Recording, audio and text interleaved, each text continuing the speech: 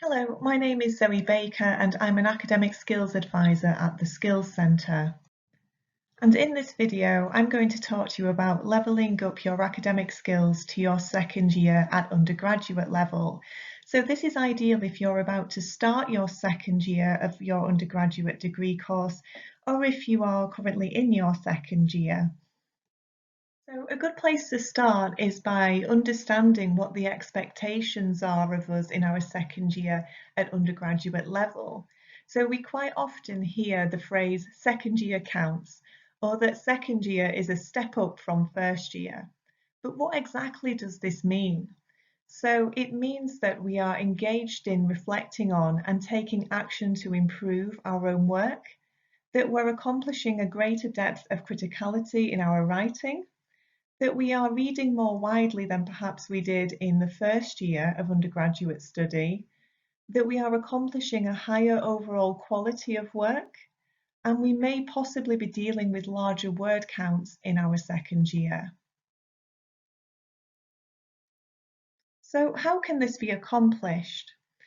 Now we're going to cover how this can be accomplished over the course of this video. So we're going to talk about using assessment feedback effectively. We're going to talk about levelling up your critical writing. So how can we make our critical writing second year standard? We're also going to talk about polishing our language, expression and structure in our writing, and some tips on managing our time effectively in the second year. Now, a good place to start would be to take the skills check, which is linked in the description below. So with the skills check, it's a 10-minute questionnaire that you can take to rate your sense of confidence in different areas of academic study skills, and it will give you some recommendations at the end for some workshops or webinars that you can attend, or any further resources that we offer that may be helpful to you. So first of all, we're going to talk about using feedback effectively. So in our second year, reflecting on our own learning by using our feedback is increasingly important. It's always important, of course, but it becomes more important in our second year to get into the habit of looking at our feedback and incorporating it into our future work. When we receive our feedback, it can sometimes be hard to know what needs improvement, and there is a certain amount of interpretation that is required. Tutors may use a variety of different comments to highlight the same improvement area. So in this table that I've titled, What Do They Mean?, it's broken into 3 different areas. So the first one is essay and paragraph structure. Your tutor may write a statement such as too many different points in your feedback, which refers to issues with your whole assignment or your paragraph structure. They may also make points in reference to your critical writing, so comments such as why or how are prompting you to explain things in your own words, and they're prompting you to account for the meaning of evidence. And lastly, issues with the clarity and accuracy of your use of language can be referred to in specific terms, such as incomplete sentences or with generic statements such as repetitive language. It would be useful to pause the video at this point and have a good read of this table. Do any of these sound familiar? Once we understand what our feedback means, how can we start to respond to it to then develop the standard of our work? So it all starts with your engagement with the feedback process. Responding to feedback can be considered a cycle. So we start off by capturing what has been said and then considering the significance of it, then planning and implementing a change, so taking action, and finally reflecting on how effective it has been. So for the first stage, in the capture stage, we need to develop our own approaches to capturing our feedback. So we need to collate and store our feedback together, ideally in one place. So we may take our feedback from different assignments or different pieces of coursework and put it together in a Word document or a table so that we can look at it when we're writing our next assignment or piece of work. Don't forget to note both positive and developmental comments in this. Considering what you do well and continuing to build on that allows you to maximise the marks in this area. The next stage in the cycle is to consider. So be honest with yourself when you receive your feedback. Now, it is natural to feel emotional or defensive in response to feedback initially, so allow yourself that time and space to react first of all. But then it is important that you do come back to the feedback with fresh eyes. So once you've had that chance to react, you'll be able to see how the feedback can be developmental and constructive. So be honest with yourself and consider how much time and effort that you put into this piece of work and what you could do differently next time. Clarify anything that is unclear with your tutor as well. So make sure you understand what has been said. And the table that I showed you a few slides ago earlier in this video, the one titled "What Do They Mean?" can help with this, but if you're still confused, do take the time to contact your tutor and ask. Once we've considered our feedback, we then need to decide on a course of action and implement a plan. So think about what skills you may need to develop for your next piece of work. So let's say you've had some feedback about the level of criticality in your work, suggesting that you need to be more critical. You could then access the online Skills Centre resources on critical writing and have a look at those in our study guides, or you could attend a critical writing webinar, for instance. Maybe your tutor suggested that you haven't read widely enough. So then you know that for next time you need to read a bit more, read more journal articles or more book chapters, etc., and then implement that into your plan as well. Once we've devised and implemented a realistic plan for future work, we then need to reflect. So having implemented a change or tried a new approach, how did it go? Were you happy with the results? Did you feel happier overall with your next assignment? And did you get different feedback? And also thinking about what else you could try as well.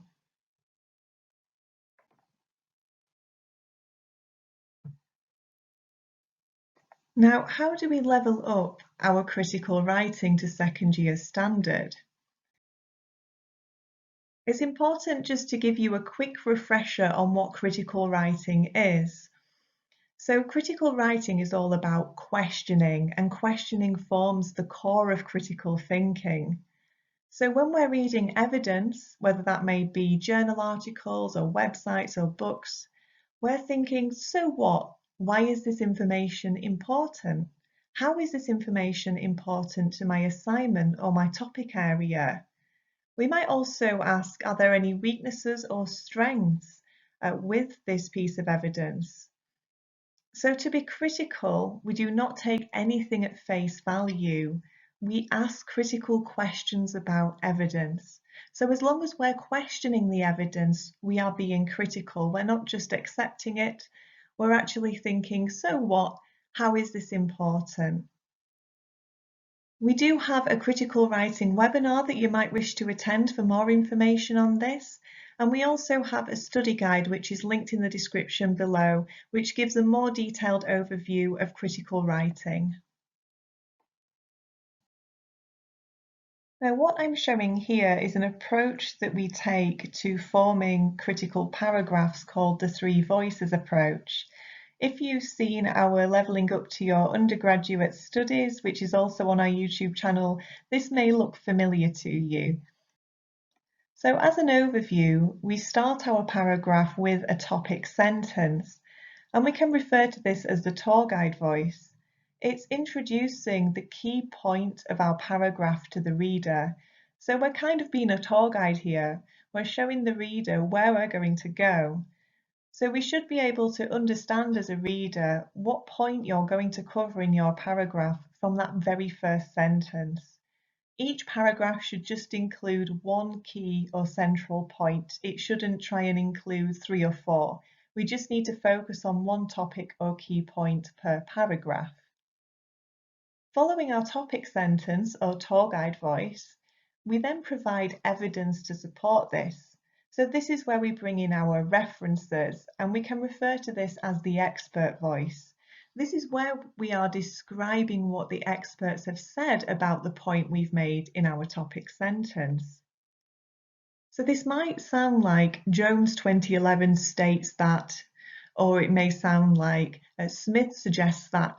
So we're describing here what experts have said about our point.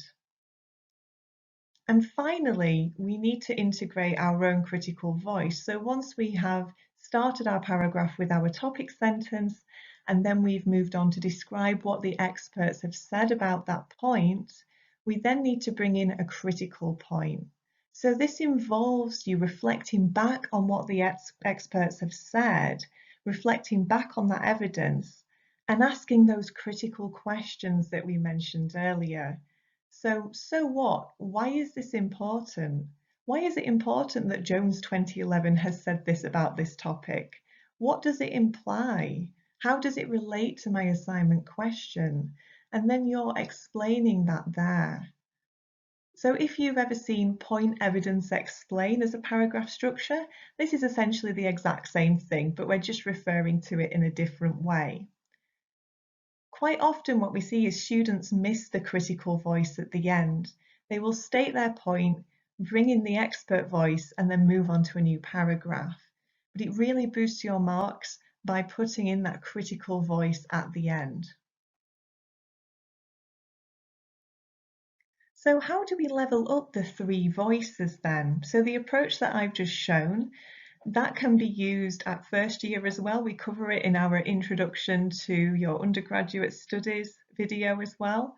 So how is it different for second year? The table that I'm showing now shows a comparison of how this would look different for first and second year. And in the following couple of slides after this, I will show a first and second year paragraph example so that you can see these differences more clearly. So in terms of the tour guide section of the paragraph, for first year standard of writing, it would accurately represent a topic of the paragraph. But at second year, we still do that, but we increase our use of signposting sentences, which results in a clearer structure. So the basic function of a signposting sentence is to say to the reader, right, we've covered that stuff and now we're moving on to this other topic or this other point. It's like you're taking your reader by the hand and you're saying, okay, we've just looked at this and now we're going to move on to this other thing. It increases the flow of your writing and improves the structure. When it comes to the expert voice, in the first year paragraph, a first year assignment may include relevant sources, and if more than one source is mentioned or more than one reference is mentioned, these are described separately. However, at second year level, we actually do synthesis. We synthesize multiple relevant sources together. And what synthesis means is drawing a few pieces of evidence together or a few different sources together by a shared topic or theme. And this is highlighted in the second year paragraph example that I will show you in the following slides.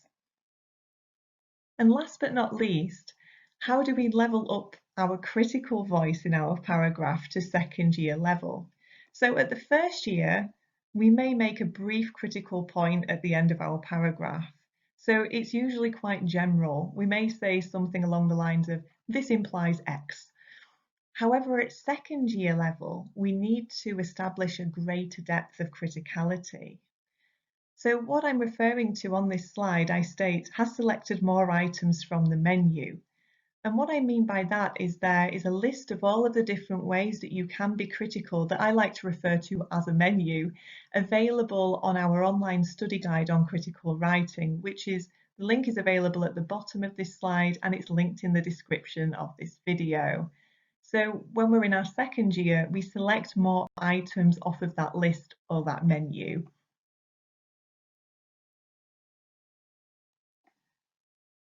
So this is a first year example of a three voices paragraph. It would be useful at this stage to pause the video and just have a read of this paragraph and reflect and ask yourself the question of what are your first impressions of this first year paragraph? What features can you see, and what features can you see that were identified on the table in the previous slide that I showed? Hopefully you've had a chance to just to pause the video there and have a read through and reflect on that paragraph. Just as some points to make about this though, we have a nice clear topic sentence at the top in orange, that's our tour guide voice. And it does contain two different sources, so two different references in the expert voice, so in the purple text there.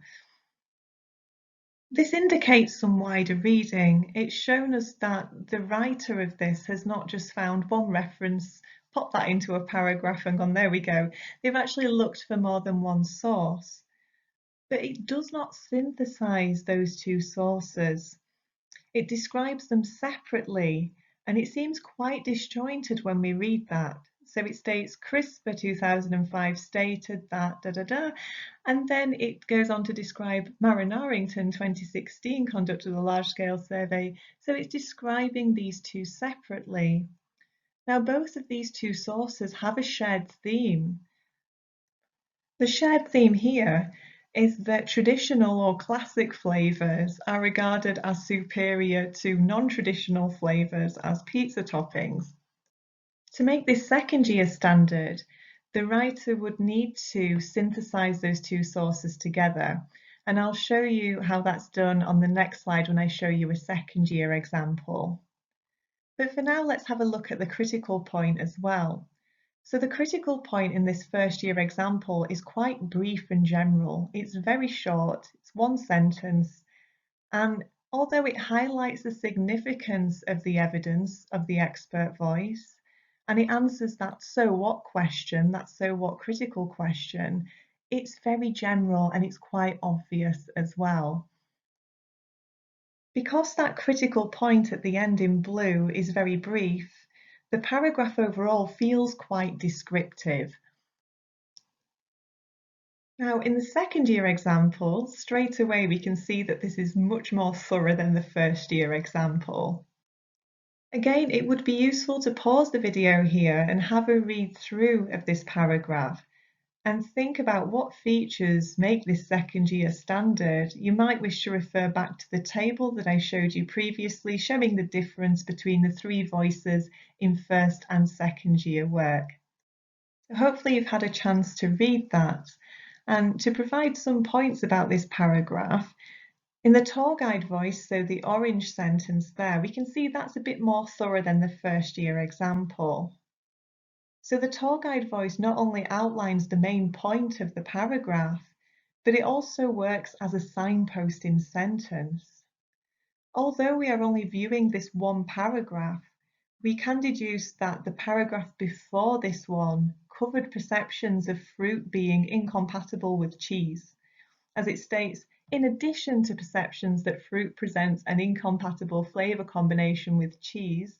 So we can tell as the reader that, okay, the previous paragraph has covered that, and it would, when viewed as a whole assignment, it would flow quite nicely onto this paragraph. We're saying to the reader, we've covered this, and now we're moving on to negative attitudes to pineapple on pizza may also be a result of its non-traditional status as a pizza topping.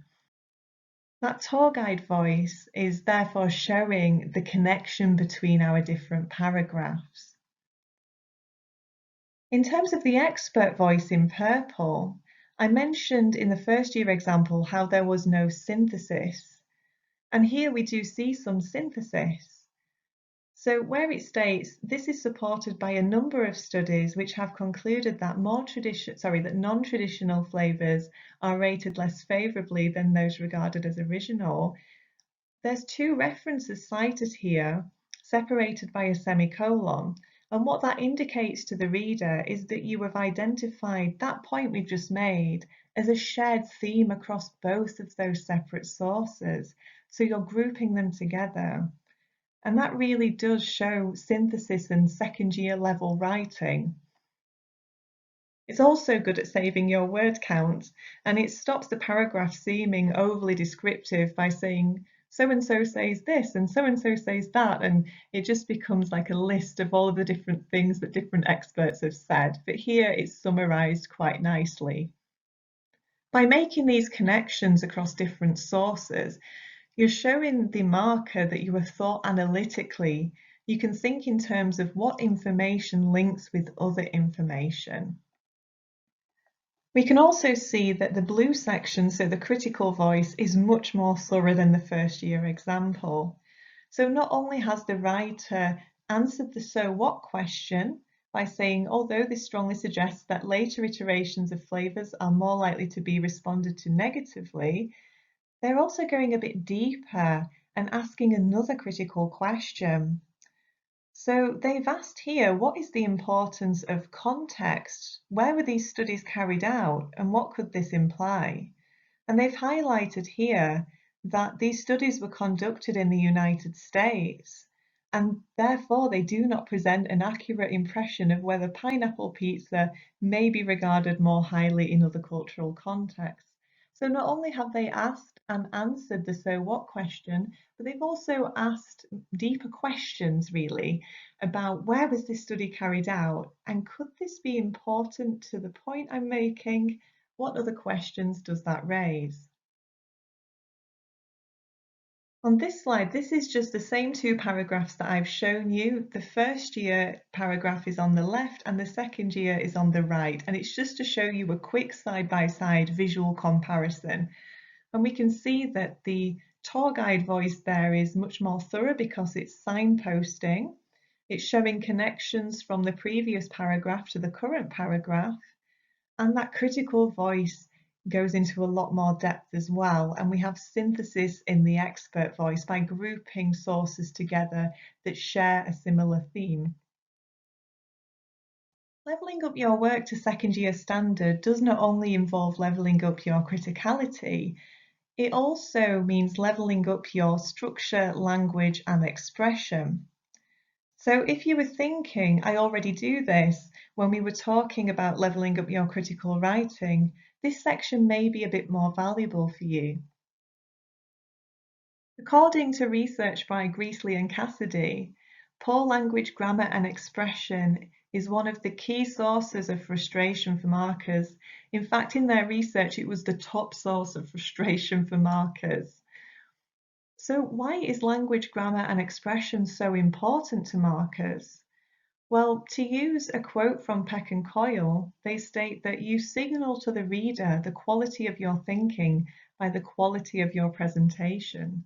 So if your language, grammar and expression is quite scrambled, it also would reflect quite scrambled thinking and understanding. It needs to be clear. Understandably, if the marker cannot understand the points you are making, you will not receive any credit or marks for those points. So you could be making some brilliant critical points, but if the marker can't understand it due to your language, grammar or expression, then you won't receive any recognition or marks for those critical points. These issues are really easy to correct with proofreading. If we do submit some work which has poor language, grammar and expression in there, it signals a lack of care over the quality of the work. And I think that would be one of the reasons why it is so frustrating for markers.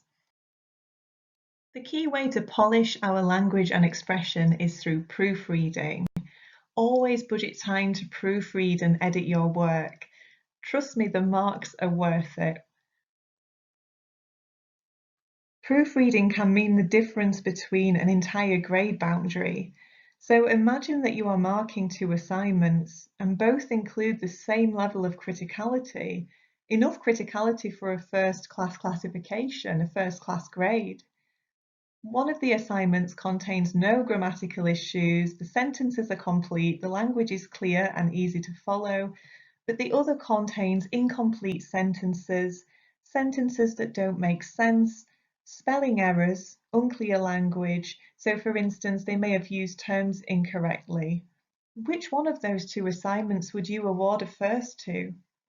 So language and expression can make a huge difference because the marker may not understand the points you are making if it's unclear or if there are grammatical issues. Incomplete sentences can reflect incomplete thinking, and if you cannot clearly state points, it may present a lack of confidence in your own thinking.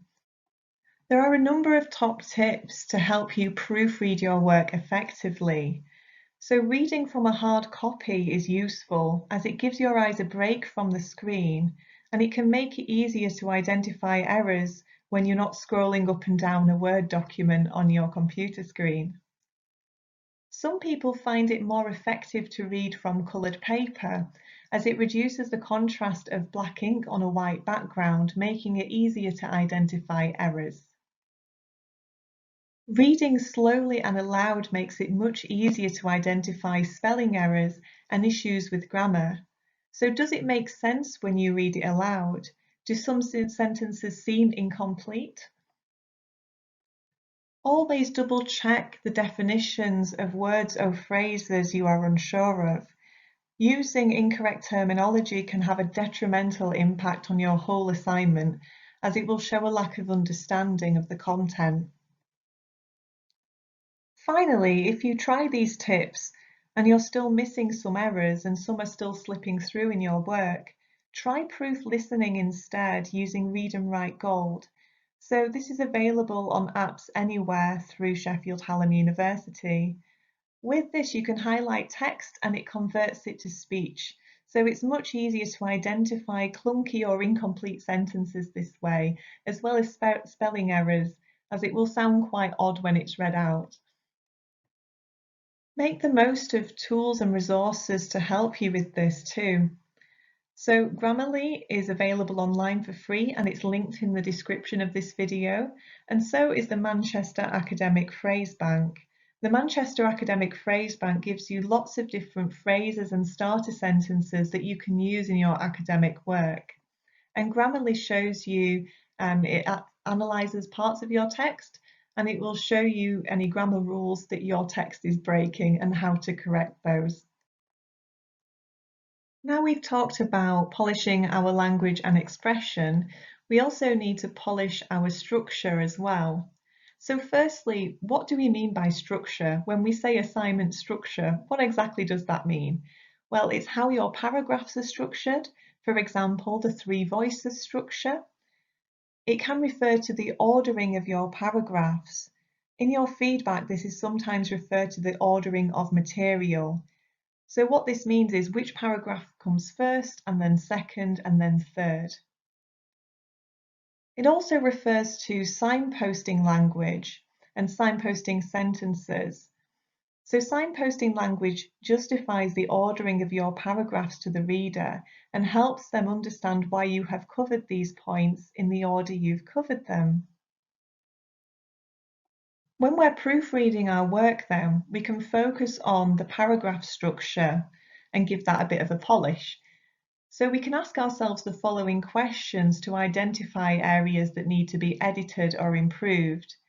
So do your main body paragraphs, so these are the paragraphs that don't include the introduction or the conclusion, but all the paragraphs in between, do those main body paragraphs follow the three voices in the correct order? So do all of those paragraphs go tour guide, expert, critical? If they don't, then you can move some things around and correct them. Maybe you need to add a voice in. Also asking yourself, what is the main point of each paragraph? This should be clearly mentioned in the first sentence of the paragraph, as we mentioned earlier, as this is the tour guide voice. Sometimes when asking ourselves this question, we identify a few different key points in one paragraph, when one paragraph should just cover one key central point. So if you're finding that your paragraphs have lots of different points wedged in, you will need to remove some points and they may work better in another area of your assignment. Finally, asking ourselves, does all of the material in this paragraph relate to the tour guide voice, to that point that I've mentioned in the tour guide voice in that topic sentence? If it doesn't, that's an opportunity to remove those sentences, and again, they may fit better in a different paragraph in your assignment. When considering our assignment structure, we need to zoom out away from the paragraph structure now, and we're looking at the order of the paragraphs. So what order should your points be presented in to be clear? Thinking about if your order makes sense, and is this order logical? At this point, we might find that we've actually repeated some of the key points we've made earlier, and some paragraphs that would work better following on from one another are spread apart. So at this stage, we can move whole paragraphs around into an order that makes more sense. Understandably, everything we've covered so far in this video takes time. Leveling up our critical writing takes time. Polishing and proofreading our structure, our grammar, language and expression takes time. So how can we handle this process in terms of time management? A good way to do this is to plan backwards from assignment deadlines. Understandably, we'll have multiple assignment deadlines and some may land very close together or even on the same day. Break down your assignment task into smaller manageable pieces with their own deadlines. So ask yourself, what progress would I like to have made 2 weeks from the deadline, and then 1 week from the deadline, then 3 days from the deadline? If you're unsure, use the assignment calculator as a starting point to begin to understand how much time you should spend on each task. I've linked an assignment calculator in the description of this video, which should be helpful for you. When planning backwards from assignment deadlines, do budget time for conducting at least 3 rounds of proofreading, focusing on different aspects of your work in each proofread. So I've already stressed the importance of proofreading, but don't rely on just one quick proofread of your work to catch everything. Instead, focus on different aspects of your work during each round. So, for example, in the first round, you might be checking the language and expression, so your spelling, grammar, repetition in language. In the second round, you may be checking your structure, so checking that the paragraphs are structured appropriately in the 3 voices format, and checking for signposting sentences as well where appropriate, and asking yourself if the paragraphs are in a logical order. Then in the third round of proofreading, you may focus on formatting. So are your references formatted correctly? Are all of your references in your reference list? I've linked you to our online study guide on editing and proofreading in the description too, and that gives some more tips about proofreading and editing your work, which will be useful to take a look at. Although you may have already experienced working on multiple different assignments simultaneously during your first year, this may feel more demanding in your second year due to longer word counts and the step up in expected standards for your work. Being able to spread your time across different assignments and tasks is therefore essential. So here are a couple of strategies for switching between different assignment tasks. So dedicate sections of time to each assignment. You could use an online calendar or a specific study planner to create a study timetable, and I've linked to a website where you can do that in the description.